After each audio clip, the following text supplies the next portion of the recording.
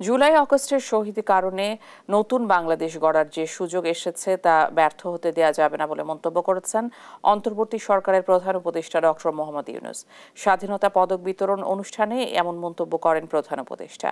সম্মাননা প্রাপ্তরা জীবদ্দশায় তাদের প্রাপ্তি দেখে যেতে না পারার বেদনাদায়ক বলে মন্তব্য করেন প্রধান উপদেষ্টা। এই সময় বৈষম্যহীন সমাজ গড়ার তাগিদ দেন প্রধান উপদেষ্টা। জাতীয় জীবনে অবদান রাখা 7 ব্যক্তিকে এবার স্বাধীনতা পদক দেয় সরকার। এর মধ্যে মরণোত্তর পদকে ভূষিত হন 6 ব্যক্তি।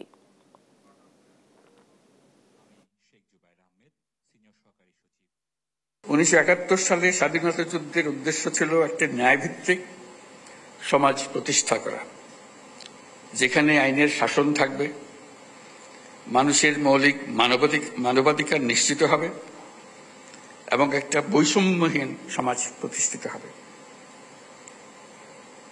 কিন্তু স্বাধীন বাংলাদেশে এখনো ন্যায়ভিত্তিক সমাজ প্রতিষ্ঠা করা যায়নি। দীর্ঘদিন ধরে এই দেশের মানুষকে তাদের ভোটাধিকার থেকে বঞ্চিত করা হয়েছে।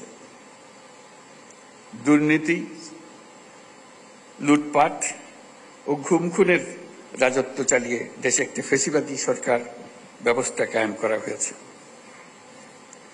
আজকের দিনে আমি শ্রদ্ধার সঙ্গে স্মরণ করছি জুলাই গণ অভ্যুত্থানের শহীদ ও আহতদের। তাদের আত্মত্যাগের কারণে আমরা একটা নতুন বাংলাদেশ গড়ার স্বপ্ন দেখার সুযোগ পেয়েছি।